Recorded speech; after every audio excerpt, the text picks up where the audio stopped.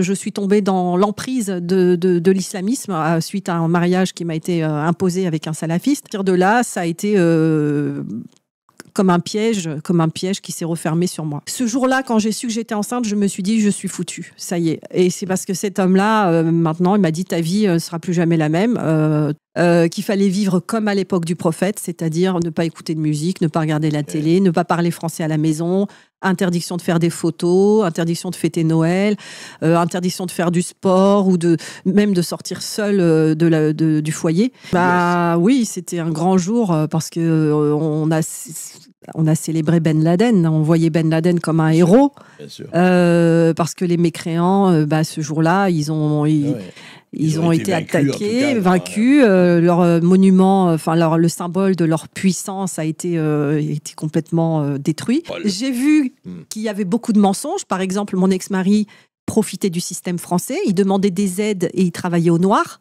Il allait travailler au noir pour gagner de l'argent, mais d'un autre côté, il allait demander toutes les aides possibles chez des assistantes sociales, à la CAF. Et il m'a dit, je vais vous prouver que je suis vraiment le vrai Tariq Ramadan. Et là, j'étais stupéfaite. Je me suis dit, mon Dieu, c'est vraiment, quelque part, c'était mon idole. C'était mon guide spirituel. C'était pour moi le modèle que je devais suivre. Et malheureusement pour moi, mon rêve s'est transformé en cauchemar, puisque cette nuit-là, ça a été la pire nuit de ma vie. J'ai cru que j'allais mourir et il m'a fait subir un viol, en fait. Parce que je suis retombée de haut, quoi. Je ne m'y attendais pas, en fait.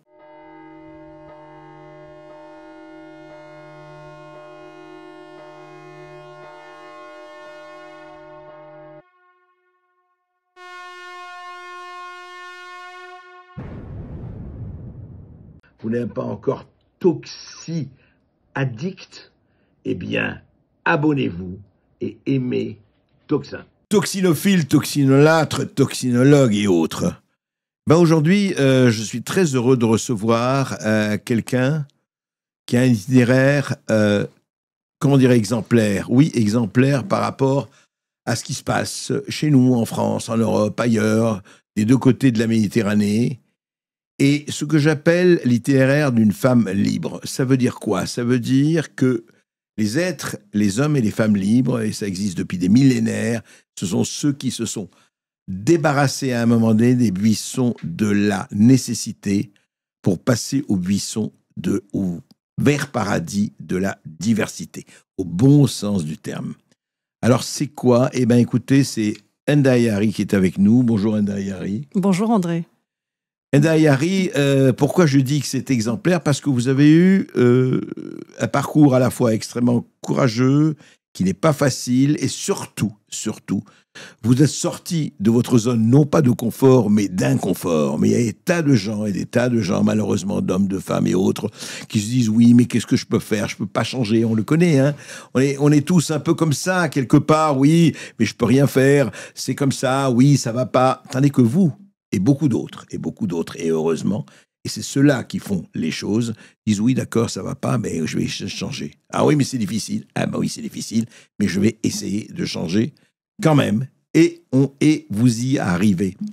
Alors, Enda Ayari, je rappelle que vous êtes né à Rouen, c'est ça. Je ne dirai pas la date, hein, ça ne se dit pas pour les femmes, ou ça vous gêne ou pas? Ça ne me dérange pas du tout. Alors, vous êtes né en décembre 1976. Vous êtes normande. Je suis née dans le 76. Vous êtes née dans le... Voilà, exactement. Et d'ailleurs, il vous fait toujours plaisir de revoir votre Normandie. Vous savez, elle peut le dire, j'irai revoir ma Normandie, c'est le pays qui m'a donné le jour.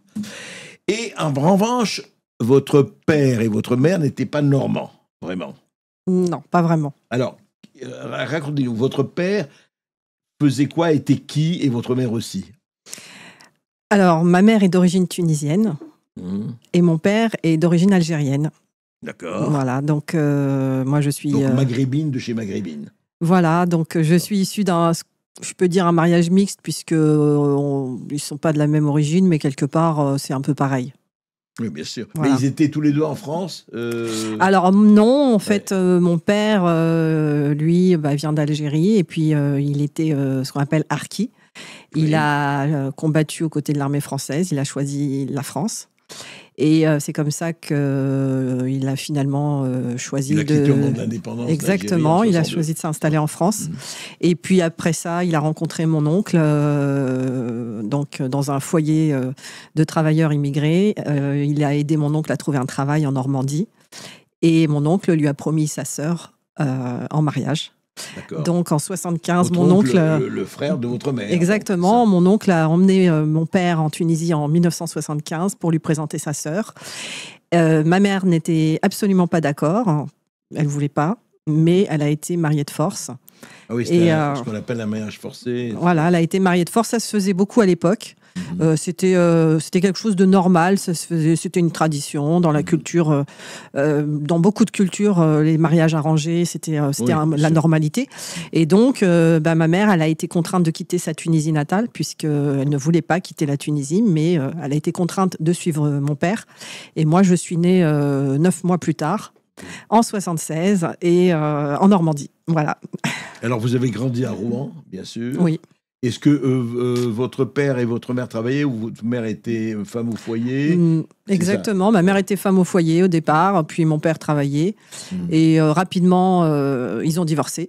Voilà, donc vous aviez quel âge quand ils ont divorcé? J'étais très jeune, je devais avoir 3 ans. D'accord. 3-4 ans.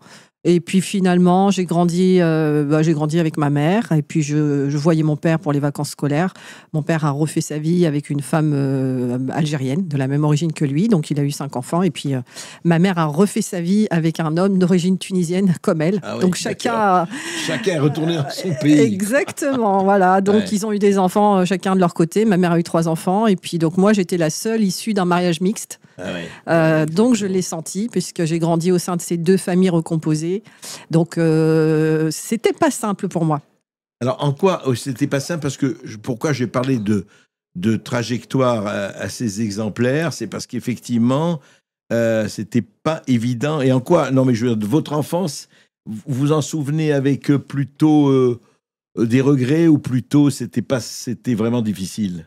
Comme enfance? De tout. On a des bons et des moins bons souvenirs.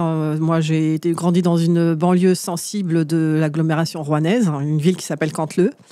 Voilà, donc j'ai grandi avec ma mère et puis mon beau-père et puis mes deux demi-frères et ma demi-sœur. Trois demi-frères et une demi-sœur. Voilà, du côté de ma mère et puis du côté de mon père, j'allais pendant les vacances de temps en temps, j'allais chez mon père. Non, ils vivaient tous les deux à Rouen, en Normandie. Ah d'accord, les deux. Voilà, donc je me retrouvais au sein de la famille de mon père, avec les enfants de mon père et de son épouse. C'était pas simple pour moi de trouver ma place. Voilà, j'ai très jeune. Est-ce que vous étiez un peu marginalisé dans la famille? J'étais à part. On va dire que j'avais l'impression qu'il y avait quand même 2 clans. Ça, je l'ai senti surtout quand j'ai grandi. Je sentais quand même qu'il y avait 2 clans et que moi, j'avais pas vraiment ma place ni dans l'un ni dans l'autre, puisque quand je me souviens, quand j'allais chez mon père, j'entendais, en parlant de moi, j'entendais, elle est la Tunisienne, la Tunisienne. Et quand j'étais chez ma mère, j'entendais aussi, elle est algérienne. Et moi, je savais pas ce qui j'étais. Je savais pas si j'étais française, parce que mon père disait non, elle est française. Ma mère disait non, toi, tu es arabe, tu es musulmane. Mon père disait non, ma fille, c'est vraiment une française. Il tenait à ce que je sois française. Et ma mère a toujours refusé de demander la nationalité française par... Je ne sais pas pourquoi. Elle pensait que c'était une trahison pour la Tunisie. Oui, parce qu'elle voulait en plus rester en Tunisie. Elle voulait retourner, avec un objectif, c'était de retourner dans son pays natal. Et donc j'ai grandi sans vraiment savoir qui j'étais, ce que j'étais, avec cette quête d'identité, ces questions. Mais ça vous posait problème en tant qu'enfant ou adolescent? Pas trop, mais surtout une fois que je grandissais, en fait, j'étais vraiment en manque de repères. C'est-à-dire que je savais pas vraiment où était ma place au sein des 2 familles.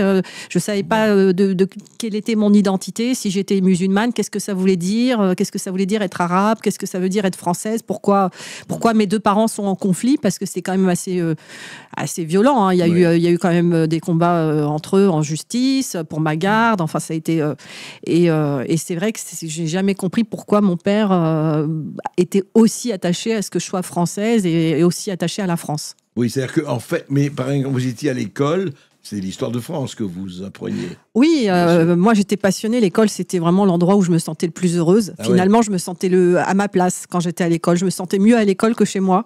Ouais. Parce qu'à l'école, j'avais des camarades, j'apprenais des choses. Et puis moi, j'étais une fille très curieuse. Donc, j'adorais lire. C'était ma grande passion. Donc, je lisais tout ce que je trouvais, je le lisais. Ouais. Et j'adorais aussi les cours d'éducation civique.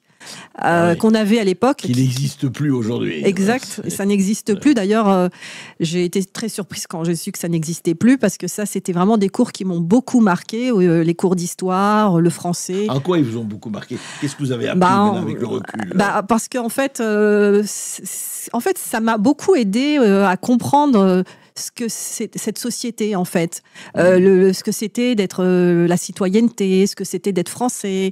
J'ai eu des réponses à mes questions, et c'est vrai que l'école m'a beaucoup aidé à développer mon esprit critique aussi.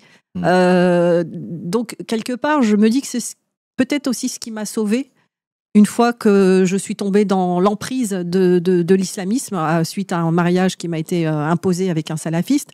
On m'a souvent posé la question, mais pourquoi? Qu'est-ce qui a été ton déclic? Et je dis que le déclic a été l'amour pour mes enfants, mais surtout aussi l'esprit critique. L'esprit critique grâce à l'école de la République qui me l'a enseigné. Non, mais il est bon que quelqu'un rappelle, et non seulement quelqu'un comme vous, mais en général, qu'on rappelle que l'école de République, ça avait beaucoup de bon, ça avait du bon, et qu'on a oublié un certain nombre de choses. Mais alors, comment c'est arrivé quand même? Je ne sais pas qu'on fait une biographie, quand même, c'est une trajectoire et c'est très important. Enda Ayari, comment vous êtes tombé, vous dites, sous l'emprise? Ça a été un mariage forcé aussi, avec ou pas? En fait, on ne va pas dire forcé ou imposé. Pour moi, c'est un peu pareil, mais je pense que c'était moins violent que ce qu'a subi ma mère, parce qu'à l'époque, c'était quand même beaucoup plus dur. Moi, c'était une sorte de... En fait, j'étais un peu, entre guillemets, programmée à la soumission. Par l'éducation que j'ai reçue par ma mère, parce que ma mère faisait la différence entre les filles et les garçons, et ça se faisait beaucoup. C'est-à-dire que souvent, les filles, elles doivent être au service des garçons, des frères, et les garçons sont un petit peu les petits rois. Moi qui étais l'aînée, donc ça a été un peu compliqué pour moi, parce que c'est moi qu'en fait qui a tout pris. Nous, les sœurs, on a très tôt les responsabilités. Moi, j'étais une petite maman dès l'âge de 9 ans, à la naissance de mon petit frère. Vous occupez des petits frères. Je m'occupais comme si j'étais leur propre maman, en fait. Donc, j'ai très, très rapidement été assez mature, et puis j'ai eu un grand sens des responsabilités. Et puis, finalement, ce qui s'est passé, c'est que ma mère, la seule chose qu'elle prévoyait, c'était le mariage de sa fille pendant toute mon enfance. Elle me parlait de mariage. Et moi, la seule chose que je voulais, c'était continuer mes études. Donc, j'essayais de lui faire comprendre l'importance de l'école. La destination, la vie, c'était, en tout cas, le mariage. C'était une manière de me sécuriser, en fait. Et alors, comment ça se fait? Vous avez rencontré quelqu'un? Ça s'est passé comment?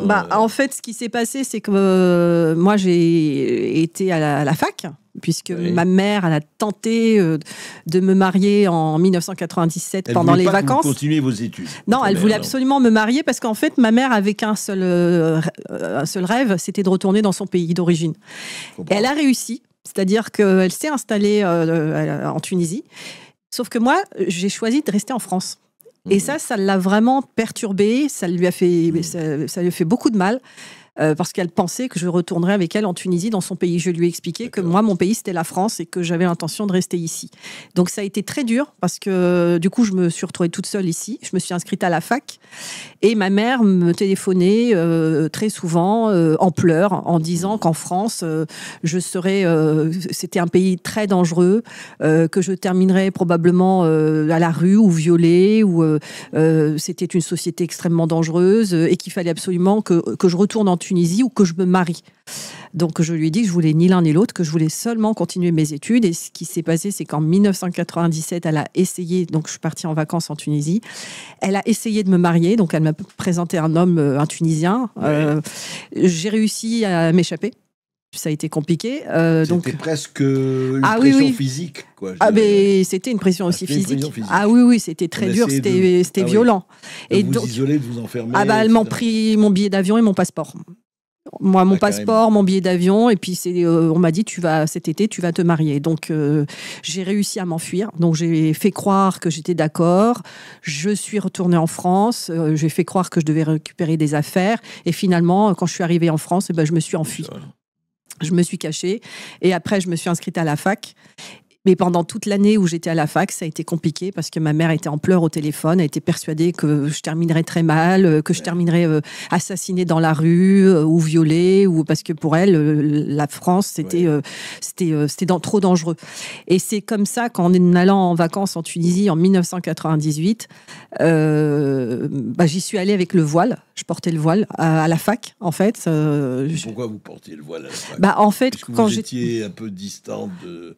Oui, mais en fait, à la fac, j'ai rencontré des jeunes filles qui portaient le voile, qui étaient converties à l'islam, des Françaises de souche.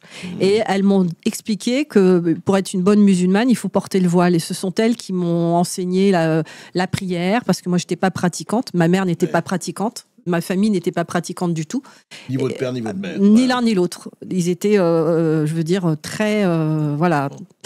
Et là, on vous a dit, non, pour être il faut porter le voile. Et ce sont des Françaises aux yeux bleus qui m'ont dit ça, qui portaient le voile elles-mêmes à la fac. Donc moi, je me suis sentie mal. Je me suis dit, comment moi, qui suis de culture de naissance musulmane, je ne porte pas le voile, je ne pratique pas l'islam. Et elles, ces filles-là, qui sont converties à l'islam, ce sont elles qui portent le voile, qui font la prière.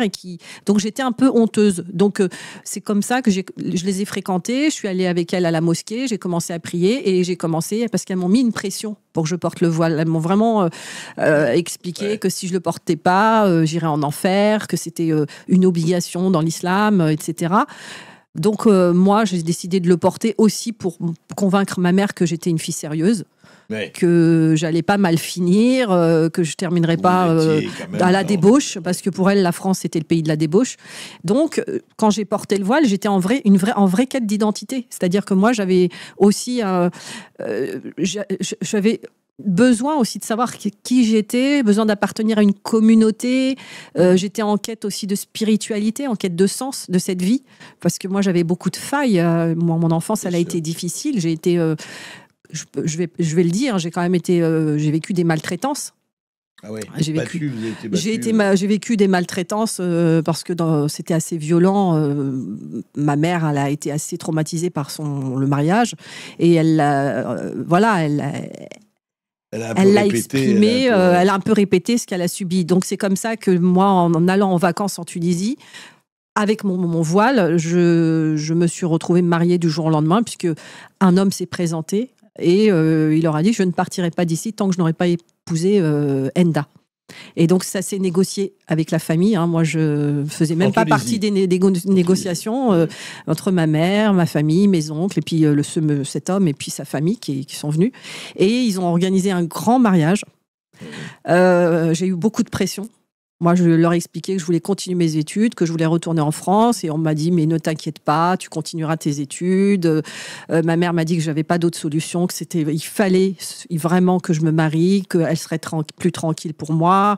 Ouais. Donc, avec toute cette pression, j'ai fini par accepter. Mais c'est pour ça que je dis que c'est un mariage imposé. J'ai gardé des photos, justement, du mariage. Et j'avais les larmes aux yeux sur les photos, quoi. Ça a été un jour très, très, très difficile pour moi. Ça a été quelque part le jour de l'enterrement de ma liberté, parce qu'à partir de ce jour-là, je suis devenue prisonnière d'un salafiste. Mais vous saviez qu'il était... Enfin, vous l'avez rencontré quand même. 2 fois. 2 fois avant le mariage, ouais. C'est tout. Ouais. Et vous saviez qu'il était salafiste, enfin qu'il était de cette mouvance? Oui, en fait, ce qui s'est passé, c'est que c'était les femmes les jeunes femmes que j'ai fréquentées à l'université qui me l'ont présenté. Ah, d'accord. Lui, il venait de Lyon. Il était d'origine tunisienne, mais français. Il est né en France, comme moi.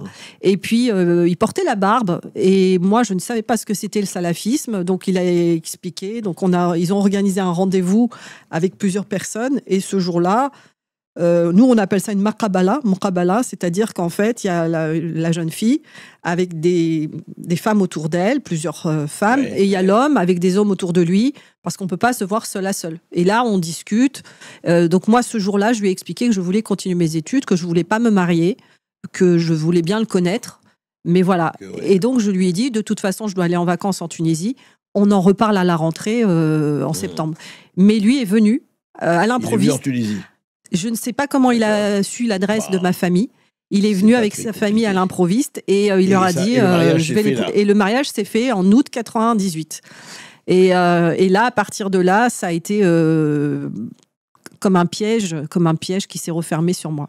Puisque rapidement, je suis 10 tombée ans de enceinte. mariage, 10 ans. Ouais. Et j'étais tout de suite enceinte, donc je n'ai même pas pu. C'est-à-dire que quand j'ai su que j'étais enceinte, je me suis dit c'est fini pour moi, je pourrais jamais partir. Parce que pour moi, vraiment, ce jour-là, quand j'ai su que j'étais enceinte, je me suis dit je suis foutue, ça y est. Et c'est parce que cet homme-là, maintenant, il m'a dit ta vie ne sera plus jamais la même. Tu dois porter le grand voile noir, ce qu'on appelle le djellab, c'est le voile que portent les femmes saoudiennes. Ensuite, il m'a expliqué qu'il fallait porter le voile intégral, que c'était encore mieux, qu'il fallait ressembler aux femmes du prophète, qu'il fallait vivre comme à l'époque du prophète, c'est-à-dire ne pas écouter de musique, ne pas regarder la télé, ne pas parler français à la maison, interdiction de faire des photos, interdiction de fêter Noël, interdiction de faire du sport ou même de sortir seule du foyer. Et la seule chose que je devais faire, c'était m'occuper des enfants. J'ai eu 3 enfants avec lui.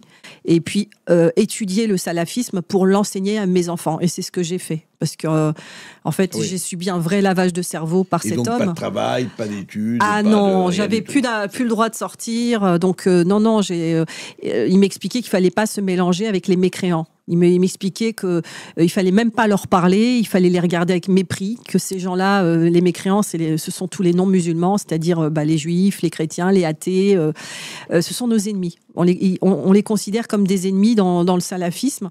Et c'est vrai qu'au fur et à mesure du temps, il a réussi à me convaincre parce que, comme je le dis, j'ai subi un lavage de cerveau, c'est un peu comme une secte. C'était un univers clos dans lequel C'était vous clos, viviez. j'avais pas le droit d'avoir d'autres fréquentations que de la communauté salafiste.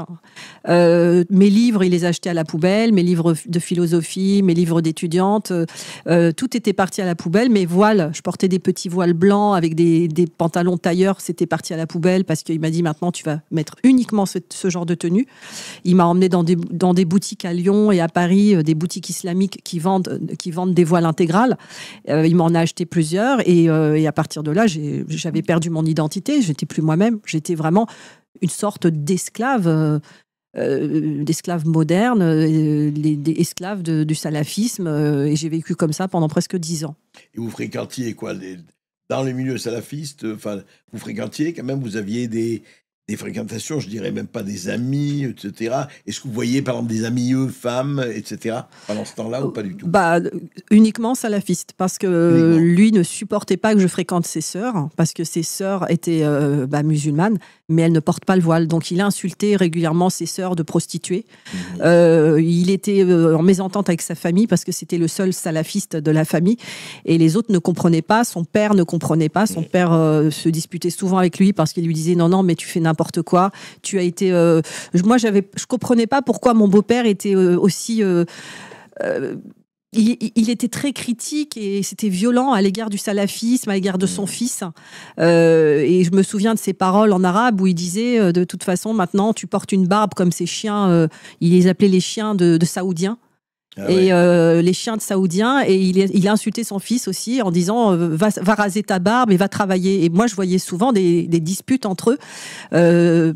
Je comprenais pas en fait, et mon ex-mari me disait pourtant le salafisme c'est le vrai islam. C'est donc son père à lui, le père de votre mari, enfin que vous aviez à l'époque, qui vous a dit tu peux pas rester comme ça, il faut bouger. Oui, c'est mon beau-père en fait. Parce qu'il était question que vous alliez en Arabie Saoudite. Exactement. En fait, ce qui s'est passé, c'est que lui avait des relations très tendues avec son père.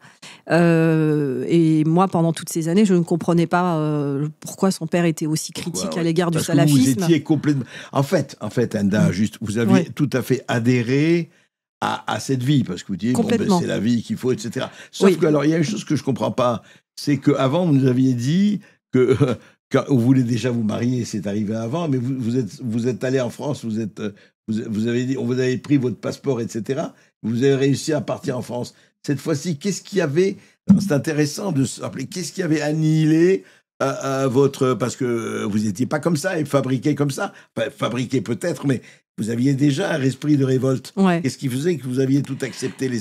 C'est les enfants, c'est quoi? Non, c'est déjà, si j'ai accepté le mariage, déjà, je me suis dit, étant donné que je suis tombée tout de suite enceinte, je me suis dit que c'était fini. Moi, je suis issue d'un divorce.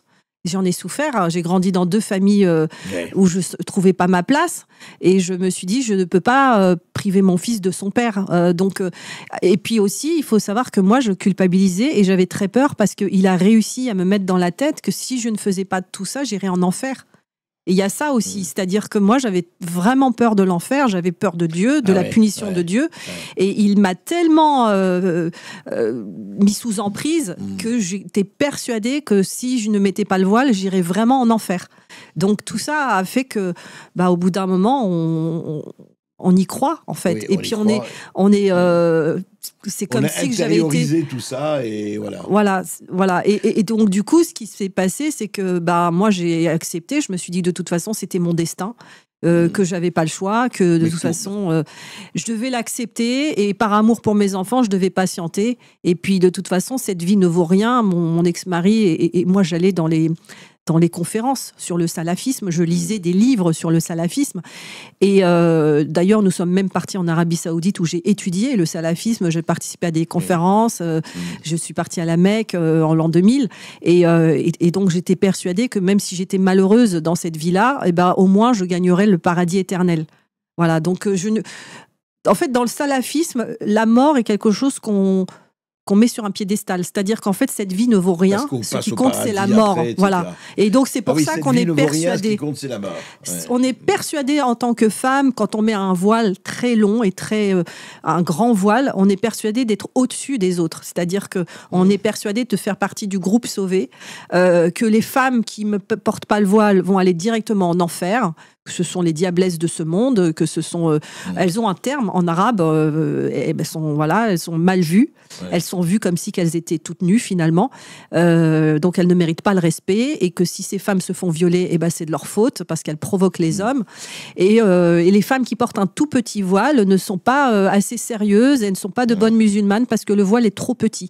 Les femmes qui s'habillent de façon moderne avec des petits voiles blancs comme je faisais quand j'étais à la fac. Rouge à lèvres et compagnie. Exactement. Donc ça, ce sont aussi des femmes qui font des péchés qui seront punis par Dieu. Voilà ce qu'on nous enseigne et ce qu'on nous met dans la tête. Et on pense que plus tu portes un long voile, plus le voile est noir et foncé, et plus tu mérites le respect et devant Dieu, tu mérites le paradis. Voilà, donc c'est vraiment une forme de manipulation mentale et une forme d'emprise. Avec des mœurs supérieures et avoir la vie qu'il faut pour l'après-vie qui va être... Exactement. Il y a ce complexe de supériorité que moi, je ressentais. Moi-même, j'avais des failles narcissiques, mais j'avais aussi ce sentiment de supériorité où je regardais les autres de haut, où j'avais aussi une haine contre les femmes qui n'étaient pas voilées, contre les juifs, contre les homosexuels, contre les mécréants, contre les chrétiens. J'avais développé cette haine parce que, en fait, on nous dit que finalement, ce sont ces gens-là qui vont nous emmener en enfer si on les fréquente. Donc, il ne faut pas les fréquenter, il faut se couper. Vraiment, il faut couper, il ne faut pas leur parler. Voilà, donc c'est vraiment vraiment à ça. Oui, c'est comme une secte en fait. Mais alors, qu'est-ce qui fait que, au bout de 8 ans, 9 ans, 10 ans, oui. D'ailleurs, vous racontez, je crois, dans un de vos livres, que le 11 septembre 2001, au moment des tours du World Trade Center, et les gens autour de vous étaient plutôt contents. Enfin, ils avaient applaudi. C'était plutôt une fête. Enfin, oui, c'était un grand jour parce que on a célébré Ben Laden. On voyait Ben Laden comme un héros. Bien sûr. Parce que les mécréants, ce jour-là, ils ont été attaqués, vaincus. Leur monument, le symbole de leur puissance a été complètement détruit. Et je me souviens très bien de ce jour-là. Et aujourd'hui, j'en ai honte. Aujourd'hui, j'en ai honte. Vous étiez où à l'époque? Mais j'étais chez moi, j'étais avec mon ex-mari, j'étais avec mon fils. Nous étions, on habitait à Roanne, à côté dans la Loire. Oui. Alors, je reviens, justement, il y a eu cette période. Qu'est-ce qui fait, alors? Parce que vous dites, voilà, j'ai intériorisé, j'ai intégré, je suis soumise à cette idéologie salafiste. Et puis, qu'est-ce qui fait qu'à un moment donné, vous dites, c'est plus ça? Comment ça vient, ça? Parce qu'on est là, bon, alors tout va bien, enfin tout va bien. Guillemets. Qu'est-ce qui fait que vous avez dit non, ça peut pas continuer comme ça? Oh, c'est un long cheminement. Ça s'est pas fait en un jour. J'imagine. C'est-à-dire pendant des années. Alors déjà, comme je le disais, moi, grâce à l'école, vraiment, l'école. L'école était toujours en vous quand même. Hein. Elle était en moi. L'école de la République. C'est ça, parce que j'ai développé un esprit critique qui a fait que dès le départ, j'avais tendance à poser beaucoup de questions. Et cela dérangeait beaucoup mon ex-mari, parce que quand je lisais des livres sur le salafisme, il y a des choses que je ne comprenais pas et je me disais, c'est pas logique. Et moi, je cherchais tout le temps la logique, en fait. Le bon sens. Voilà, et je lui disais, mais si ça, c'est bien, pourquoi tu ne le suis pas? Pourquoi tu me frappes? Pourquoi tu te comportes mal? On dit que, par exemple, le prophète Mohamed, c'est celui qui veut ressembler au prophète doit avoir le meilleur comportement possible avec son épouse. Et moi, tout ça, il me l'a vendu au départ. Et au départ, moi, quand il a voulu m'épouser, il m'a dit qu'il voulait suivre les traces du prophète, que le prophète a traité correctement ses épouses, avec respect, que la femme était une perle, qu'il fallait porter le voile, il fallait qu'elle porte le voile parce que c'est comme un écrin, que la femme dans l'islam, c'est une reine. Enfin, toutes ces belles paroles, j'y ai cru. Oui, vous avez cru que les actes ne correspondaient pas aux paroles. Ensuite, j'ai vu qu'il y avait beaucoup de mensonges. Par exemple, mon ex-mari profitait du système français. Il demandait des aides et il travaillait au noir.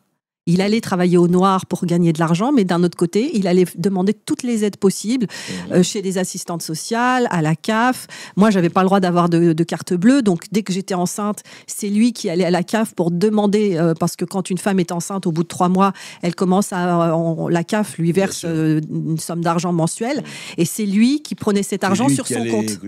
Voilà, il prenait l'argent, il demandait différentes aides. J'avais pas d'argent liquide, c'est lui, ni carte bleue ni rien, c'est lui qui avait tout. C'est lui qui gérait le porte-monnaie. Même pas un billet d'argent liquide. Si je voulais m'acheter un vêtement, je devais lui demander à lui. Et c'est lui qui m'emmenait au marché en voiture. Il me donnait un billet et j'allais acheter ce qu'il fallait acheter. Je lui demandais l'autorisation. Un jour, j'ai acheté quelque chose sans lui demander l'autorisation. Je me suis fait battre en rentrant. Ça a été très violent. Il m'a battu parce qu'il m'a dit « Tu m'as pas demandé l'autorisation ». Je m'étais acheté simplement un pantalon, une tunique longue avec un pantalon. Et lui avait horreur des pantalons. Il me disait qu'une femme, il m'interdisait de mettre des pantalons, il me disait la femme musulmane doit mettre des robes. Et ce jour-là, moi, j'ai acheté cette tenue sans lui demander l'autorisation et en rentrant, ça a été terrible. Donc, à force de me faire taper dessus, je lui ai dit, c'est pas normal, tu dis qu'il faut avoir ce comportement, qu'un bon musulman, un bon salafiste doit se comporter de telle et telle manière, mais tu fais tout le contraire. Et à chaque fois, il était violent, parce que je le mettais face à ces contradictions. Et puis un jour, ça a été un déclic. Il y a aussi mon beau-père, le père de mon ex-mari, qui m'a dit que je devais sortir de cet enfer, et c'est mon beau-père qui m'a conseillé de divorcer. Et il m'a dit, tu dois sauver tes enfants, parce que sinon ils termineront comme lui, et c'est pas une vie, c'est pas possible. Il m'a dit, tu es intelligente, tu as fait des études, tu seras capable de t'en sortir, mais il me dit, mon fils ne te mérite pas. Et tu dois partir. Et en fait, un jour, j'ai posé une question à mon ex-mari. On devait déménager en Arabie Saoudite parce que lui, il voulait faire la hijra. Ouais. Et je lui pose la question sur le djihad. C'était un soir, juste avant de nous coucher. Donc, je lui dis, est-ce que le djihad est obligatoire? Le djihad, c'est la guerre sainte. Et il me dit, oui, bien sûr, c'est obligatoire dans l'islam. Et donc, je lui dis, mais est-ce que nos 2 fils devront faire le djihad? Parce qu'on avait 2 garçons. Et il me dit, bien sûr, quand ils seront en âge de faire le djihad, ils iront faire le djihad. Par exemple, en Palestine. Je lui dis, ah bon? Mais je lui dis, mais dans ce cas, pourquoi toi, si le djihad est obligatoire, pourquoi toi, tu ne fais pas le djihad? Et là, il était très embarrassé. Il était gêné. Il ne savait plus quoi répondre. Et il me dit, non, mais moi, je dois m'occuper de ma famille. Je dois m'occuper de vous. Je dis, mais d'accord. Mais à un moment donné, je me suis dit, mais attends, comment ça? Tu vas pas faire le djihad, toi? Par contre, ça te dérange pas d'envoyer tes 2 fils vers la mort, en fait? Je dis, et dans ma tête, ça a été comme un déclic, parce que je me suis dit, c'est pas logique. Dieu ne m'a pas donné 2 enfants que j'ai portés 9 mois pour en faire de la chair à canon, pour les envoyer mourir en martyr dans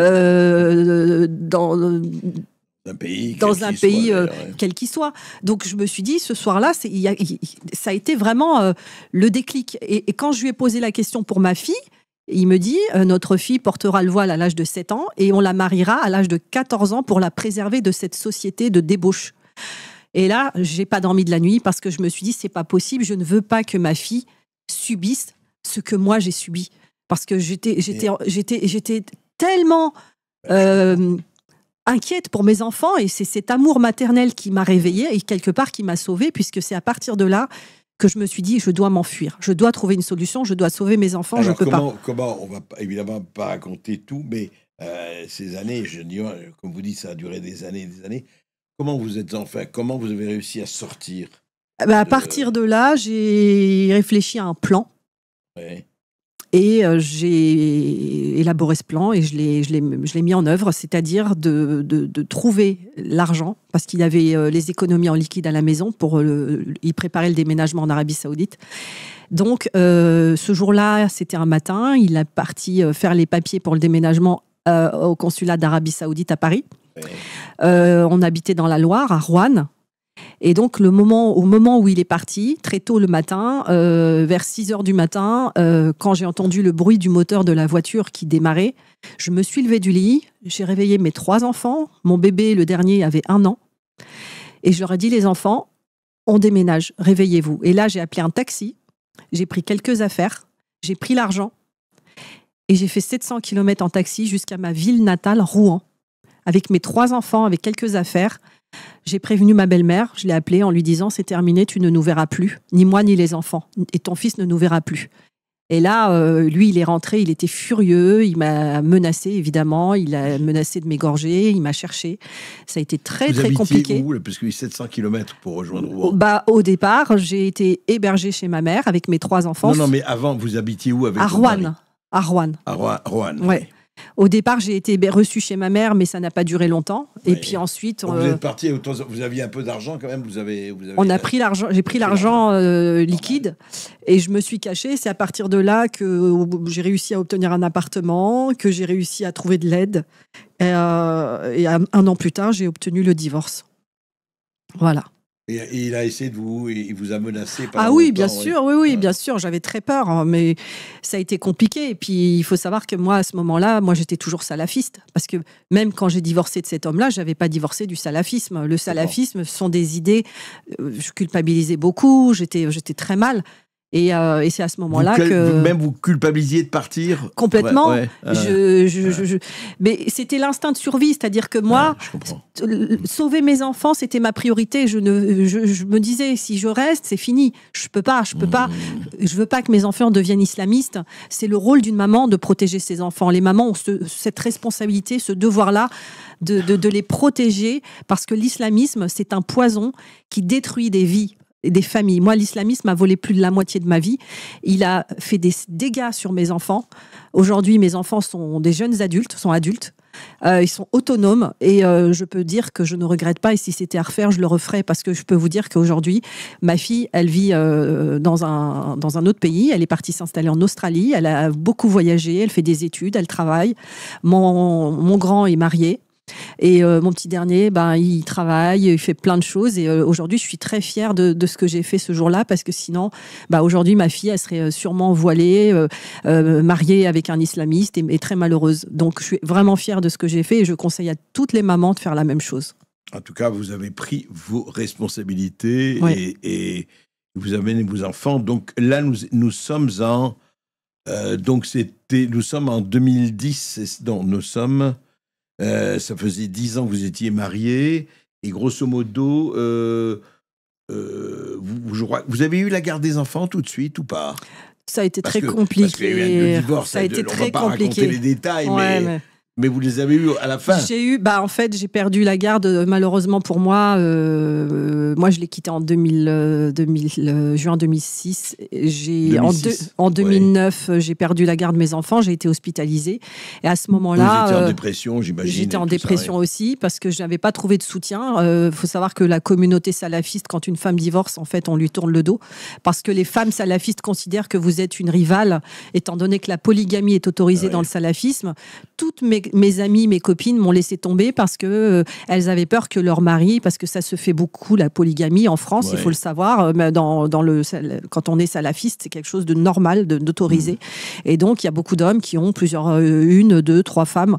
Et donc la plupart des amis que j'avais m'ont tourné le dos parce qu'elles avaient peur, étant donné que j'étais célibataire et divorcée, elles avaient peur que leur mari s'intéresse à moi. Voilà. Et puis les hommes, j'ai vu aussi le vrai visage de l'hypocrisie des salafistes, notamment des amis de mon ex-mari qui sont venus me faire des propositions. Donc j'étais choquée parce que je me suis dit c'est pas possible. En fait, ils sont aussi infidèles que des ils se donnent une bonne apparence mais ne sont pas honnêtes. Enfin beaucoup. Comme dans toutes les religions, les édits, tout ça, Tartuffe. Exactement. Et donc vrai ici, ailleurs, dans n'importe quel. Et donc je me suis retrouvée vraiment sans soutien et donc je suis tombée dans une très grosse dépression parce que j'étais perdue. Moi, j'avais aucun diplôme, aucun travail. J'étais salafiste encore. Je portais le voile salafiste. Vous avez fait vos études, ça fait longtemps que vous les aviez. Oui, j'avais arrêté la fac au bout d'un an. Vous portiez le voile, vous avez continué à. Le djellab, voilà. Et puis à un moment donné, je me suis retrouvée à l'hôpital et c'est là qu'il a pris mes enfants. Et pendant 2 ans, il m'a interdit de parler et de voir mes enfants, de leur parler. C'est-à-dire que Ils sont retournés à Roanne, il les a repris à Roanne. Ça a été très, très difficile. Et là, ça a été un enfer pour moi parce que j'avais perdu ma raison de vivre, en fait, et qu'il a fallu 2 ans pour que je bataille pour récupérer la garde et j'ai réussi. Ça a été très dur.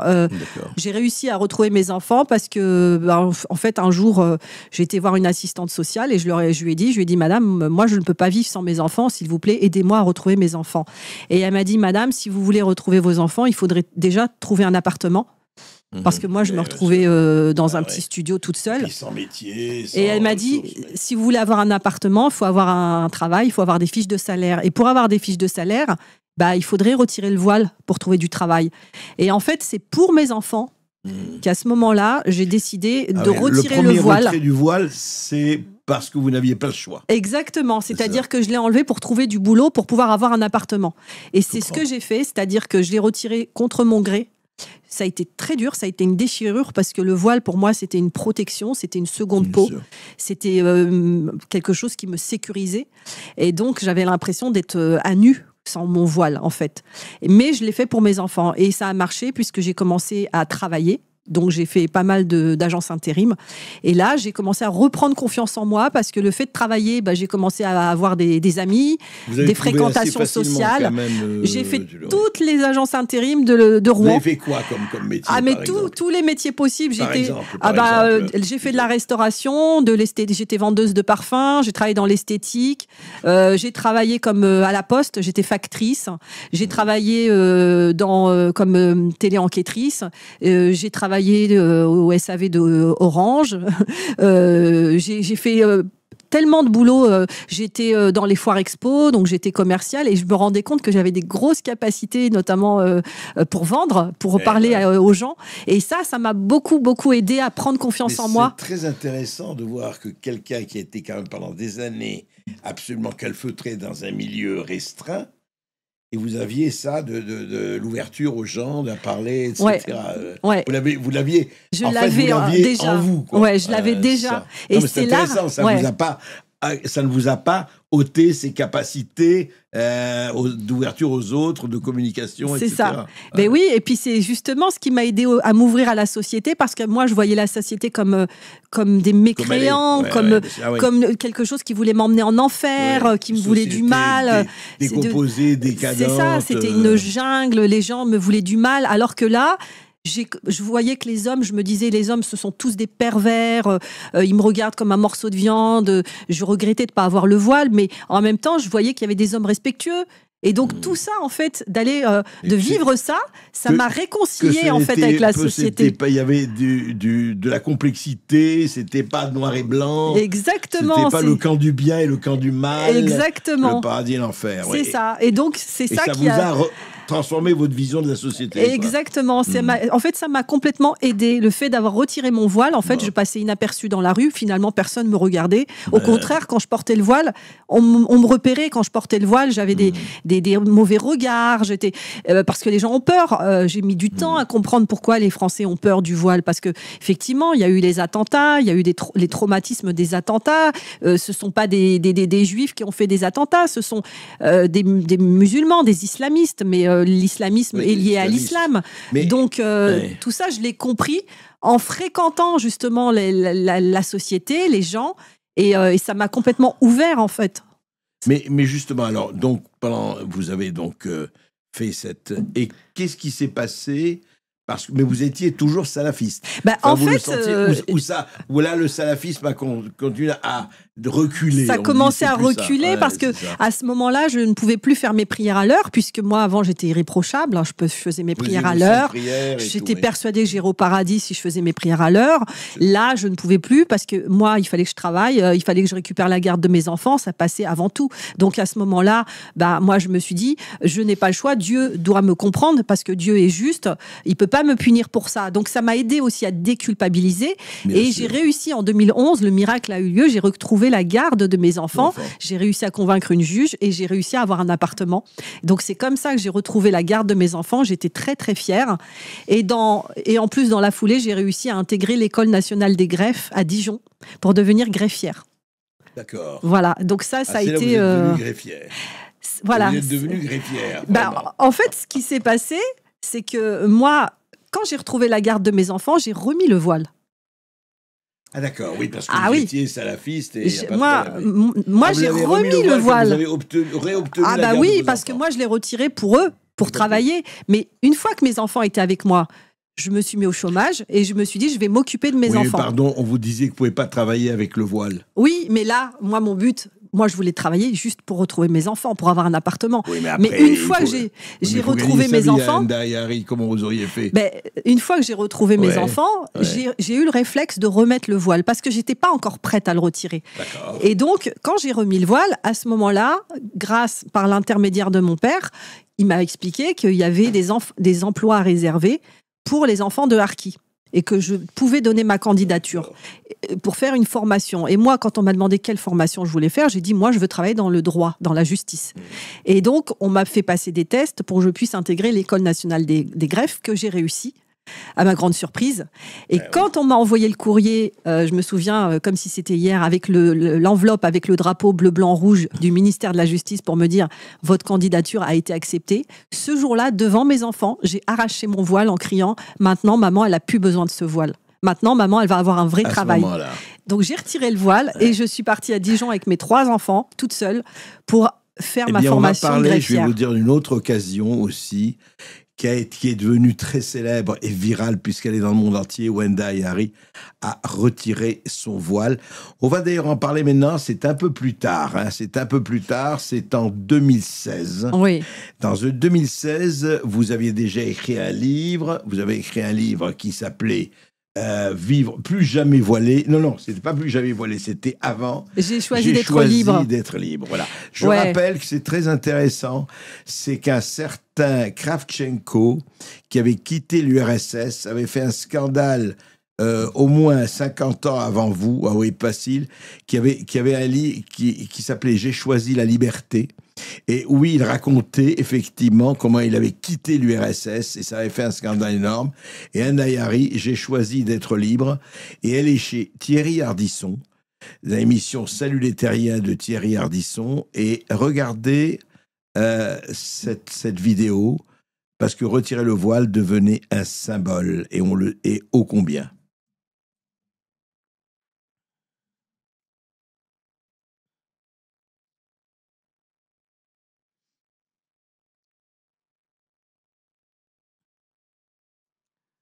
Voilà, Thierry Ardisson qui applaudit.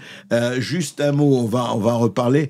C'était quelque chose, vous aviez décidé de le faire ou c'est lui qui a demandé? Oui, parce que vous ne portiez plus le voile à cette époque. En fait, ce qui s'est passé, moi... Parce qu'on pourrait vous dire, mais pourquoi vous faites... Parce qu'une comédie, c'est quoi? Je vais essayer de vous résumer jusqu'à le plateau de Thierry Ardisson. Oui. J'ai fait l'école des greffes Et au bout de 2 ans, j'ai été licenciée. Parce que j'ai pas voulu aller en Martinique. On m'a affectée en Martinique. Ouais, Je leur ai dit, c'est compliqué, j'ai 3 enfants, c'est très compliqué. Finalement, j'ai été licenciée par Christiane Taubira. D'accord. J'ai vécu ça comme une terrible injustice. Je me suis dit à ce moment-là, la France ne veut pas de moi, malgré tous mes efforts pour m'intégrer. Je suis licenciée, c'est un licenciement injuste, abusif. J'ai fait des courriers à Christiane Taubira, j'ai fait des courriers un peu partout. Malheureusement, le licenciement a été confirmé. Bon. Alors à ce moment-là, j'étais révoltée, j'ai décidé de redevenir salafiste. C'était en janvier 2014. La France, voilà, elle ne veut pas de moi, etc. Exactement. C'était janvier 2014. Voilà, janvier 2014. D'accord. Je vais dans les boutiques m'acheter des voiles parce que j'avais besoin de remettre le voile et de redevenir salafiste. Donc j'ai acheté des voiles intégrales et par défiance, parce que j'étais blessée au plus profond de moi par ce rejet. Je sentais que la France me rejetait malgré tous mes efforts pour m'intégrer. Je me suis dit, ils veulent pas de moi. Mon ex-mari avait raison. On vous donnait pas le choix. C'était la Martinique ou rien. Oui, c'est en fait. Vous dites, ils vous ont pas licencié. Je vais vous dire ce qui s'est passé. On m'a dit c'est la Martinique. J'avais une amie qui était martiniquaise, qui était avec moi à l'école des greffes et qui voulait aller en Martinique. Elle était martiniquaise. Et ils lui ont dit non. Ils ont dit c'est moi qui va aller en Martinique. Je leur ai dit moi je peux pas, j'ai 3 enfants, j'ai un fils qui a des soucis, qui a un suivi. On m'a dit dans ces cas-là, on va vous faire une seule proposition. Vous l'acceptez ou vous la refusez. On va vous mettre à Bobigny. Ensuite, on m'a proposé un appartement dans la cité. J'ai été visiter l'appartement et les gens qui étaient dans l'appartement, qui déménageaient, m'ont dit « Madame, si vous vivez seule avec des enfants, ne venez pas vivre ici parce que c'est dangereux. » Alors moi, j'ai été leur dire, je leur ai dit « Écoutez, moi j'ai 3 enfants. » C'était Bobigny, ça. Ouais, je leur ai dit « Moi j'ai 3 enfants. Je ne veux pas vivre à Bobigny avec mes enfants. Laissez-moi m'installer à Rouen, dans ma ville natale, où mes enfants seront mieux pour moi en sécurité que dans cette ville à Bobigny. Je me sentais pas en sécurité dans cette ville que je connaissais pas. On m'a dit, si vous faites ça, vous êtes viré. Et ben, ils m'ont viré parce que moi, j'ai décidé de retourner à Rouen pour que mes enfants puissent grandir dans un environnement plus serein. Voilà. Et donc, c'est à partir de là, quand ils m'ont viré, que je me suis dit, c'est vraiment des racistes. Ce n'est plus ça. Et donc, j'ai remis le voile. Je suis redevenue salafiste début 2014 jusqu'aux attentats. Il y a eu les attentats de Paris en 2015. Et à ce moment-là, j'ai eu le vrai déclic. Je me suis dit, c'est ça le salafisme. Quand j'ai vu les morts à la télé, le Bataclan, quand j'ai vu Charlie Hebdo, quand j'ai vu les terrasses, ils ont tiré sur tout ce qui bouge. Ils n'ont pas cherché à savoir si c'était des Français, des Juifs, des Blancs, des Noirs, des enfants, des femmes, des innocents. Ils ont massacré à l'aveugle. Oui, mais je ne vous êtes pas dit, je parle en tant que là où vous étiez, vous dites oui, mais il y a des raisons, etc. Non, à ce moment-là, j'étais en larmes devant mon écran de télé parce que je pensais à mon ex-mari quand il avait applaudi pour Ben Laden et le 11 septembre. J'étais en larmes et je me suis dit, n'importe qui aurait pu y être. Même moi. Mes enfants, n'importe qui, ils ont tiré à l'aveugle. Parce qu'on ne demandait pas aux gens s'ils étaient musulmans ou pas. C'est ça. Et là, j'ai définitivement divorcé du salafisme et j'ai mis ma photo sur les réseaux sociaux parce que j'ai voulu faire un geste. Je me suis dit, je ne peux pas me taire. Il faut que je fasse quelque chose. Votre photo voilée et non voilée. Exactement. J'ai écrit, avant, j'étais jeune et salafiste. Aujourd'hui, je suis devenue une femme libre et j'ai retiré le voile. Je crois qu'on peut montrer cette photo puisque cette photo a été vue énormément. Et cette photo a fait le buzz. J'ai été contactée par des centaines de personnes, des journalistes. C'était sur les réseaux sociaux, vous l'aviez mis tout de suite sur les réseaux. Oui. Et Flammarion m'a proposé de faire un livre qui raconte mon histoire. J'ai choisi d'être libre. Et c'est à ce moment-là que je me suis engagée publiquement contre l'islamisme pour défendre les femmes, justement, contre cette doctrine. Donc, à partir de là, j'ai reçu des menaces, beaucoup de menaces, des insultes. Et c'est dans ce cadre-là que j'ai fait l'émission de Thierry Ardisson où j'étais invitée. Et il m'a demandé, il m'a dit... vous avez toujours le voile? Il m'a posé des questions, je lui ai dit oui. Et il me dit, vous seriez capable de le retirer sur le plateau? J'ai dit oui, parce que j'avais besoin justement de prouver au monde entier que j'avais fait ma révolution, ma propre révolution, et que je m'étais libérée. Et je voulais surtout semer une petite graine dans la tête des femmes et leur dire, ne tombez pas dans les mêmes pièges que moi. Moi, je me suis libérée de cette prison, parce que c'est une vraie prison, ce n'est pas qu'un bout de tissu. Et donc, je voulais transmettre ça. Alors, c'est très intéressant, Ndayari, ce qui se passe, parce que ça, c'était donc, je rappelle, en 2016-2017, l'émission de Thierry Ardisson. Nous sommes en 2025, et c'est intéressant de voir comment réagissent aujourd'hui les réseaux sociaux, Internet, et comment ça devient viral. Quelqu'un que vous ne connaissez pas, d'ailleurs, a remis, c'est vrai, moi j'ai aussi beaucoup de vidéos qui repassent, etc., a remis ça dans les réseaux. Et vous en êtes aujourd'hui à combien de vues? 61 millions.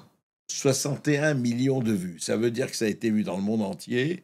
Ça veut dire que ce geste symbolique est devenu un geste, effectivement, qui a été, en tout cas, qui transcende les frontières de très loin. Et mais à l'époque, juste, ça vous a valu quelle réaction? L'émission Des menaces de mort. Des menaces de mort. Oui, le ministre de l'Intérieur a contacté le préfet pour demander une sécurité. Oui. Je vivais dans la peur. Et ça a été très compliqué pour moi. Ça a été très compliqué parce que je n'étais pas préparée à ça. Donc, je ne pensais pas que ça ferait autant parler, que ça ferait autant réagir, le fait que j'ai retiré le voile. On l'a pris comme une attaque contre les femmes musulmanes voilées, on l'a pris comme une attaque contre les musulmans, alors que ce n'est pas du tout le cas. Moi, je voulais juste revendiquer ma liberté parce que j'avais subi l'oppression, j'avais subi un enfer, quelque part, dans l'islamisme, qui m'avait volé toutes mes plus belles années. Et là, je voulais montrer ce geste de libération. C'était une manière à moi de transmettre, de pouvoir dire aux autres, ne tombez pas dans les mêmes pièges que moi. On va en parler de cela parce que justement, vous avez parlé des pièges, de tous les pièges d'ailleurs, parce qu'il y a eu quelques polémiques là-dessus. Mais je voudrais peut-être aborder un autre chapitre maintenant, puisque c'est un peu... Et là aussi, on a beaucoup parlé de vous à ce moment-là. Je rappelle qu'en 2018, vous avez écrit... Donc, plus jamais voilé, plus jamais voilé, plus jamais violé. La rencontre, alors, parce que vous dites que c'est fini pour vous, etc., mais vous avez rencontré Tariq Ramadan. Alors, cet épisode, quand même, on ne peut pas ne pas en parler. Et c'est intéressant parce que vous dites d'un côté que le voile, c'était fini, mais vous avez quand même été sensible à un prédicateur, appelons-le comme on veut, un islamiste, etc., un intellectuel. Et pourquoi? Qu'est-ce qui s'est passé? Qu'est-ce qui fait que, alors que vous aviez déjà pris vos distances, vous avez eu ce parcours-là, en tout cas cette rencontre et cette séquence, si on peut dire? En fait, pour essayer de résumer ce qui s'est passé avec Tariq Ramadan, c'était quelqu'un de très important sur mon chemin spirituel et religieux. Il était déjà très connu dans le milieu salafiste et compagnie. Alors, faut savoir qu'il y a une... Il n'est pas salafiste, lui. Voilà, il y a dans l'islam, il y a plusieurs branches. Et parmi ces branches, il y a des branches qui sont extrémistes, qui sont des branches politiques. Il y a le salafisme, il y en a d'autres, et il y a aussi les frères musulmans. Tariq Ramadan, il représente les frères musulmans. Son grand-père est le fondateur, exactement. Hassan el-Banna. Exactement. Le salafisme, c'est une doctrine politique au départ qui vient d'Arabie Saoudite. Donc, ce sont les Saoudiens qui ont financé à coups de milliards à travers le monde cette doctrine pour la propager. C'est dur, c'est le retour aux sources, le retour à la charia, la loi islamique avec toutes ses dérives, la soumission des femmes, les injustices, la misogynie, la haine des mécréants, etc. Voilà. Les frères musulmans, c'est pareil en vérité, c'est juste les noms qui diffèrent. Eux, ils sont beaucoup plus sournois parce qu'eux, ils se fondent dans la société. Les salafistes, on sait les reconnaître tout de suite. Ils ont des grandes barbes, ils portent des pantalons courts, les hommes, pour les hommes, ils portent une robe blanche, le qamis. Les femmes, elles portent un uniforme salafiste, on connaît, c'est le long voile, le djilbab que j'ai porté, ou le voile intégral que portent les femmes en Arabie Saoudite. Mais les frères musulmans, c'est plutôt l'islam moderne, l'islam occidental. Donc, ils vont se fondre dans les sociétés, ils vont porter des costumes avec des cravates, ils vont se raser la barbe, ils vont... Bon chic, bon genre, ils vont bien se présenter. Mais ils sont aussi dangereux parce que eux, ce qu'ils veulent aussi, c'est ça, c'est la loi islamique. Le pouvoir. Le pouvoir, voilà. Et alors, donc, ce qui s'est passé, c'est que moi, au départ, je ne savais pas... Vous avez été séduit par le costume cravate? À l'université, ce sont les jeunes filles françaises converties à l'islam qui m'ont fait connaître Tariq Ramadan, qui m'ont emmené au Bourget, le salon de l'UOIF, où j'ai écouté les discours de Tariq Ramadan. C'était la première fois de ma vie que je voyais, que j'entendais parler de ce monsieur, qui écrivait des livres sur le voile. Ces jeunes filles m'avaient prêté des livres, justement, de Tariq Ramadan. Il faisait des conférences sur le voile et surtout une chanson qui m'a marquée, qui m'a poussée à porter le voile. C'est une chanson de Tariq Ramadan où on entend la voix de Tariq Ramadan dire à la jeune fille qu'il faut qu'elle porte le voile. Et cette chanson m'a marquée. C'est une chanson où on raconte l'histoire d'une jeune fille qui porte le voile et à cause de ce voile, elle est rejetée par la société, elle est rejetée par sa famille, elle est frappée. parce qu'elle veut plaire à Dieu et qu'elle est rejetée. Donc Elle est Tariq victime, Ramadan ouais. m'a marqué quelque part et m'a, entre guillemets, un peu poussé aussi à porter le voile. Finalement, quand j'ai épousé ce salafiste, il a jeté à la poubelle mes livres de Tariq Ramadan. Il ne voulait pas entendre parler des frères musulmans et de Tariq Ramadan. Et ça, j'ai jamais compris pourquoi. Je ne savais pas Ah oui, encore c'est ce que intéressant. c'était. Non, mais il y avait un rejet, en tout cas, Complètement. des frères musulmans. Et donc, quand j'ai divorcé, Ouais. je me suis dit, moi, ce que je veux, c'est être toujours musulmane. Je veux être une bonne musulmane et le meilleur moyen, c'est de suivre les frères musulmans qui nous prônent l'islam à la française. Une jeune fille peut porter des vestes de tailleur, des petits voiles.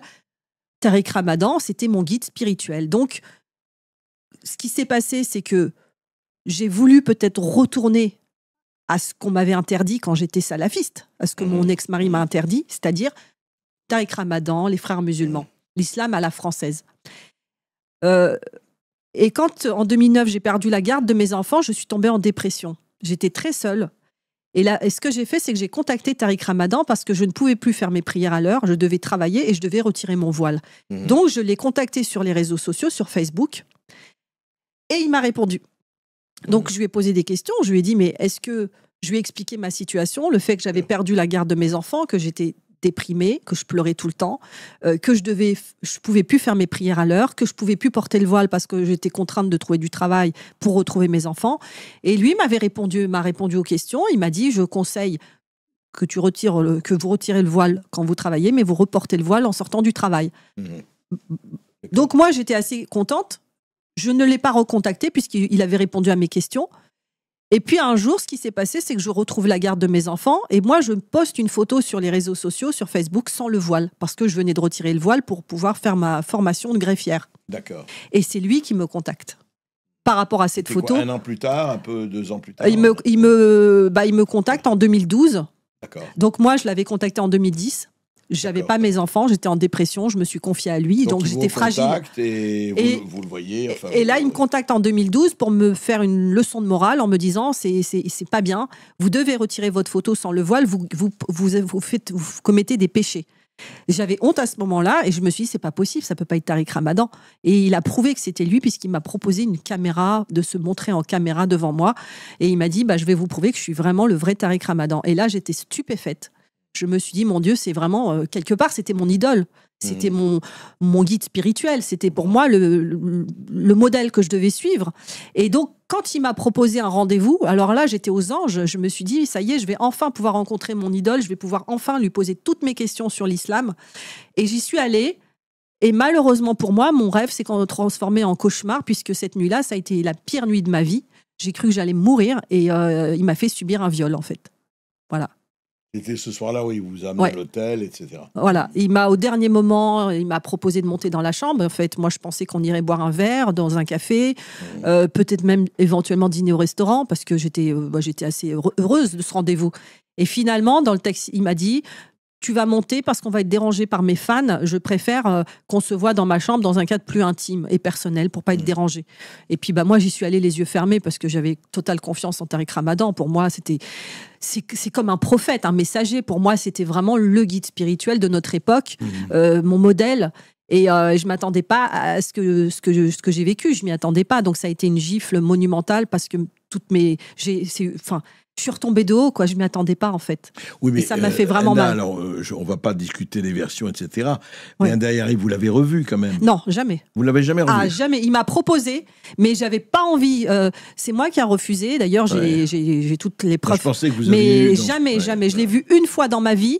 J'ai subi ce qui m'a fait subir. J'ai subi une nuit traumatisante. J'ai gardé le secret parce que j'avais honte. J'ai culpabilisé, j'ai gardé le secret pendant plusieurs années jusqu'à ce qu'il y ait l'affaire Weinstein, il y a la vague de libération de la parole des femmes, MeToo. Et là, je me suis dit, il faut que tu parles. Si tu ne le fais pas maintenant, tu ne le feras jamais. Donc fais-le, dis-le, quoi qu'il arrive, au moins tu vas pas mourir avec ce secret. Parce que c'est terrible, c'est de garder ça en soi. Je le voyais à la télé prêcher la bonne parole, je le voyais faire des conférences, je le voyais. Et moi, je connaissais sa vraie face et je me suis dit, mais il doit le faire à d'autres, c'est obligé. Il doit faire ça à d'autres femmes, ce que j'ai vécu. Donc, je dois parler pour empêcher ça, pour arrêter ça et surtout pour pour me réparer quelque part. C'était pour moi que j'ai fait ça. Vous avez fait, et puis avec d'autres, des procès, mais vous avez été débouté. On n'a pas fait des procès. On n'a pas eu de procès encore. On n'a pas eu de procès encore. Pas du tout. En fait, ça fait 8 ans que j'attends mon procès. Ça fait des années. Mais pas seulement vous. Il y a eu plusieurs personnes parce qu'il a tout mis en œuvre justement pour empêcher le procès. Il a fait toutes les procédures possibles et inimaginables. Il y a eu des enquêtes. Comme il y a plusieurs victimes, il y a des victimes qui ont retiré leur plainte parce qu'elles ont été menacées. On a toutes été menacées. J'ai vécu un véritable cauchemar depuis que j'ai déposé plainte. J'ai été persécutée, harcelée, menacée de mort. On m'a suivie jusqu'à chez moi. J'ai été cambriolée. J'ai été harcelée, mais avec une violence inouïe. Donc, ça a été très dur jusqu'à aujourd'hui. Ma vie est entre parenthèses parce que j'attends le procès pour pouvoir enfin tourner la page. Mais alors, donc, vous avez porté plainte. Oui, j'ai porté plainte en 2017. Oui. Et depuis 2017, il y a eu des enquêtes. Ça a été très long. Il a tout mis en œuvre pour empêcher la tenue d'un procès. Et nous avons gagné en cassation le droit d'avoir un procès. C'est-à-dire qu'enfin, nous allons avoir un procès en mars 2026. Nous sommes 3 plaignantes. Donc il va avoir lieu. Il y aura un procès en début mars 2026. Il faut savoir aussi qu'il a été condamné en septembre-octobre en Suisse pour viol. Donc il est officiellement un violeur. Il a été condamné pour le viol d'une femme suisse qui a déposé plainte après moi.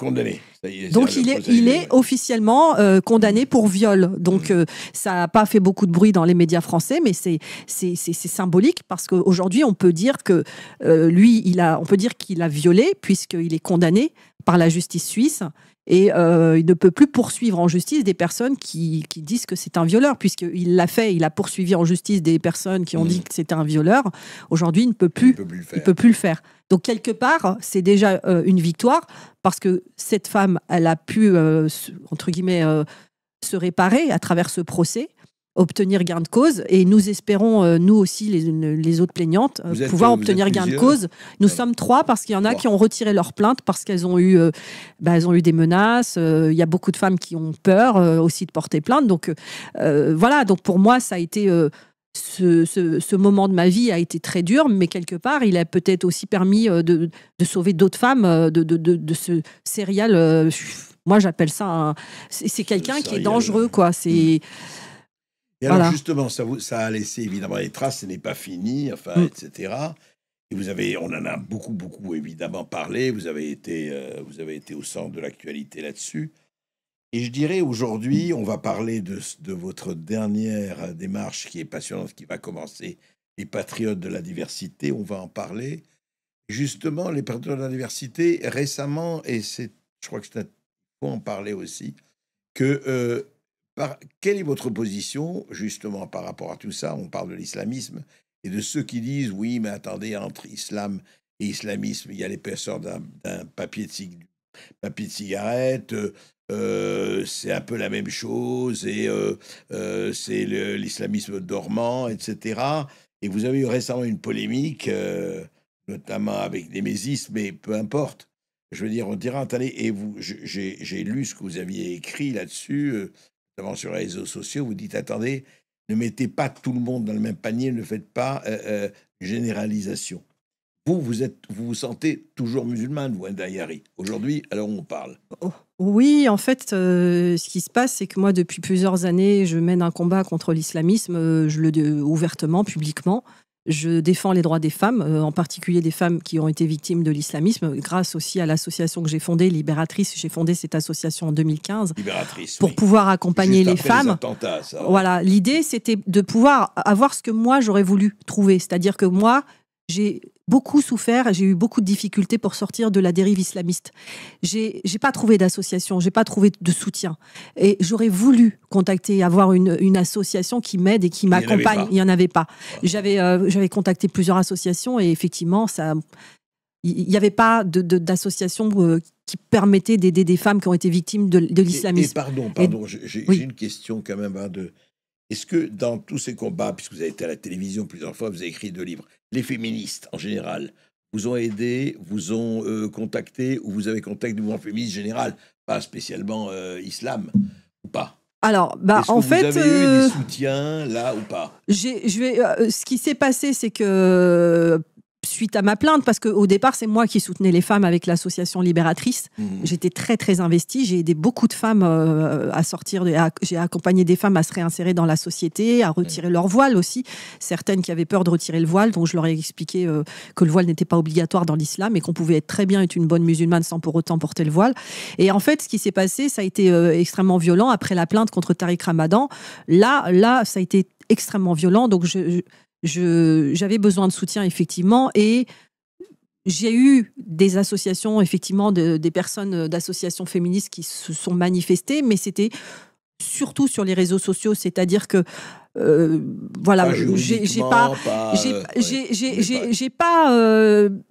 pas eu de vrai suivi, c'est-à-dire que j'ai pas trouvé une association qui m'a vraiment accompagné, que ce soit sur le plan psychologique, sur le plan matériel ou financier. Donc ça a été le parcours du combattant, de pouvoir tenir le coup jusqu'à aujourd'hui. J'ai pu tenir comme j'ai pu grâce à mon entourage, grâce à mes amis proches, grâce à des gens. Mais effectivement, j'ai été assez... c'est une forme de désillusion parce que moi je pensais vraiment qu'il y avait des choses et que ce serait beaucoup plus structuré, qu'il y aurait vraiment des vraies accompagnatrices dans ce combat-là, mais malheureusement c'est pas si simple. Je peux pas dire que on m'a pas soutenue, ce serait faux.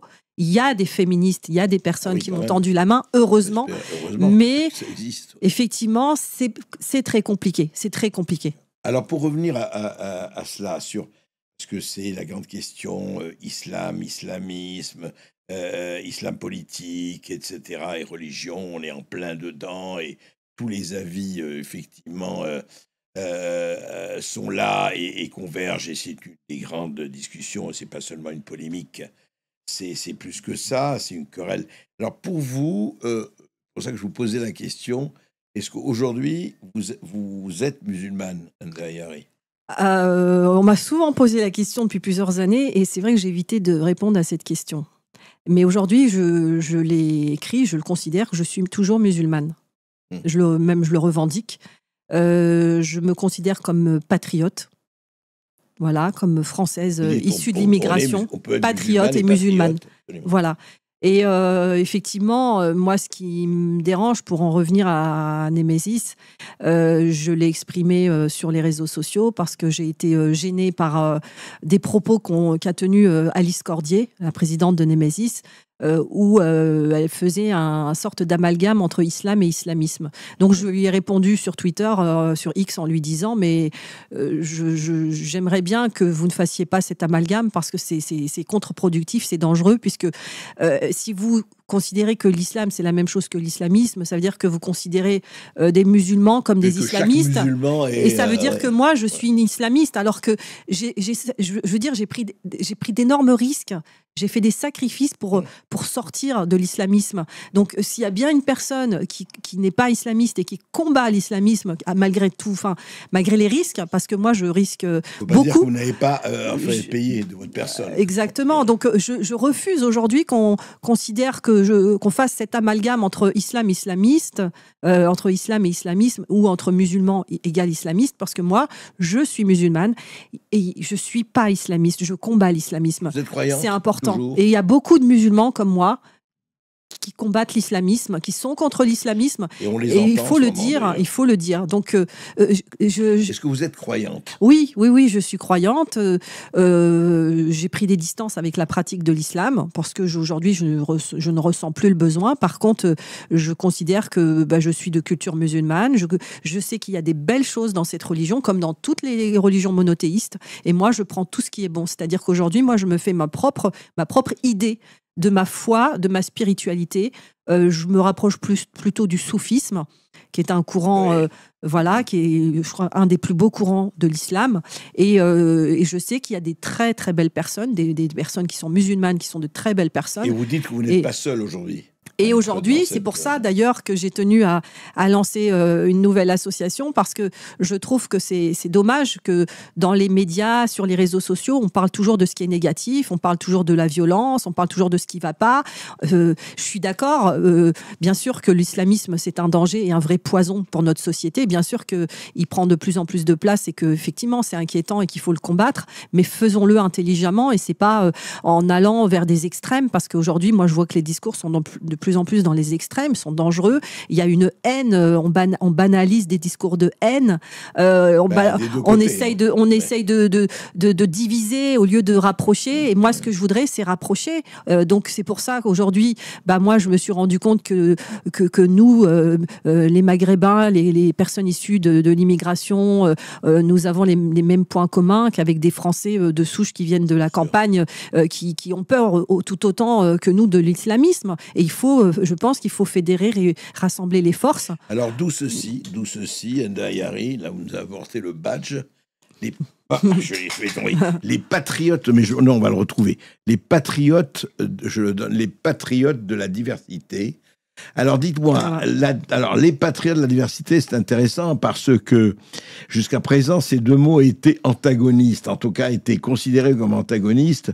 Vous dites, alors il y a deux mains qui se serrent, vous dites les patriotes, ça veut dire quoi? Est-ce que le mot patriote est aussi important que diversité et le mot diversité aussi important que patriote? Oui, en fait, ce mot, ce nom est venu tout seul, en fait, parce que c'est vrai que depuis un certain temps, je me rendais compte que le terme patriote, c'était souvent connoté extrême droite. C'est-à-dire que moi-même, quand des fois je mettais le drapeau français, j'expliquais que que j'aimais beaucoup la France. Non, mais vous mettiez votre drapeau le 14 juillet, vous étiez considéré comme extrême droite. Exactement. Donc dès qu'on dit qu'on est patriote, qu'on défend les valeurs de la France, on est traité tout de suite. Moi-même, j'ai été insultée de sale vendu, de sale traître. Tu es patriote, ça veut dire que tu es arabe de service, tu es patriote, tu es de l'extrême droite, tu es avec l'extrême droite. Et donc, il y a beaucoup de gens, moi j'ai reçu des messages en privé de musulmans qui m'ont dit que eux aussi aiment la France, mais qu'ils ont peur de s'exprimer parce qu'à chaque fois, c'est des attaques, c'est des critiques, et c'est exactement la même chose quand on défend les Juifs. Moi, par exemple, je défends autant le peuple juif que les Palestiniens, que le peuple israélien, et je suis pour le peuple, je suis contre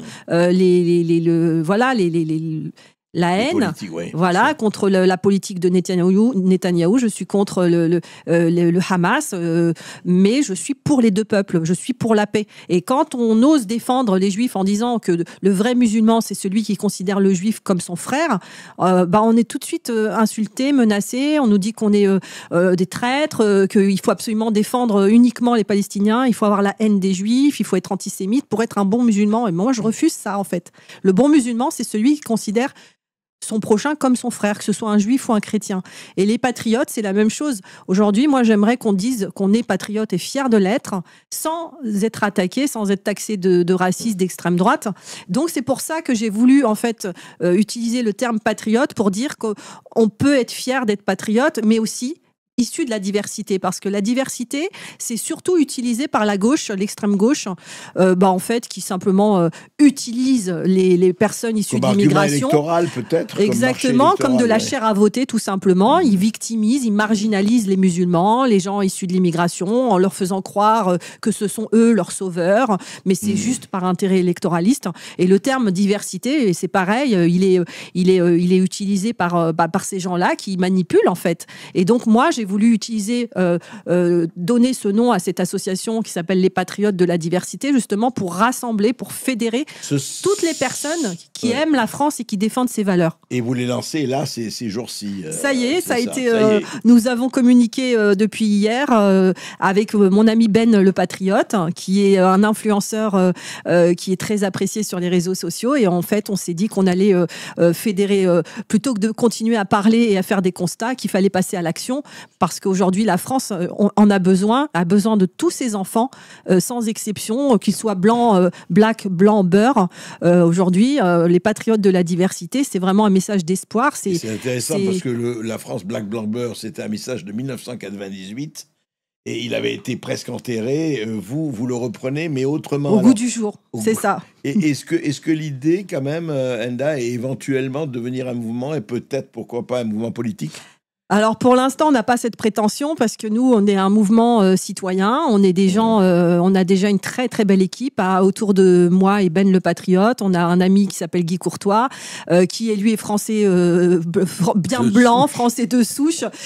Donc les Français blancs, bien blancs, ne doivent pas se sentir ils ont exclus. Le droit d'être là, ça va, ils font partie de la diversité. Parce que sur les réseaux sociaux, il y a des personnes qui m'ont dit, qui se sont sentis un peu exclus en disant maintenant vous avez fait un mouvement uniquement pour les gens de l'immigration, mais c'est faux. Nous incluons, nous avons besoin de tout le monde. Nous avons besoin de aussi bien les Français de souche que les personnes d'origine africaine ou asiatique, puisque aujourd'hui on aimerait rassembler, parce qu'il y a aussi des Asiatiques, il faut pas les oublier. Il y a aussi des Africains, des personnes de couleur noire qui aujourd'hui sont pas des vrais patriotes, qui défendent les valeurs de la République. On a des pompiers, on a des policiers, des fonctionnaires, on a des gens qui consacrent leur vie. Déjà, vous avez France. Beaucoup de gens qui... Oui, vous avez du monde. On a déjà beaucoup de sollicitations. Alors, on espère vraiment pouvoir mener des belles actions, notamment avoir des ambassadeurs dans chaque ville, des ambassadeurs des patriotes de la diversité qui montrent l'exemple, les réussites municipales. C'est en mars 2026. Pourquoi pas, mais en tout cas, l'idée, c'est vraiment de donner une plus belle image des personnes qui sont issues de la diversité, justement, montrer qu'on est ensemble, qu'on est vraiment la communauté française, on est les patriotes et on est issus de la diversité. Et les Français, évidemment, les Français de souche sont inclus, on a besoin d'eux, on a besoin d'être ensemble. Parce que si c'est pas ça, ça va être encore exclusion et communautarisme. Exactement, c'est pas le but du tout, au contraire. Ouais. Nous, notre but, c'est de rapprocher les forces vives, de rapprocher les patriotes, parce que on a l'impression que c'est devenu un tabou aujourd'hui de dire qu'on aime la France. C'est devenu un tabou de mettre le drapeau français. C'est devenu une honte, alors qu'en vérité, ça doit être une fierté.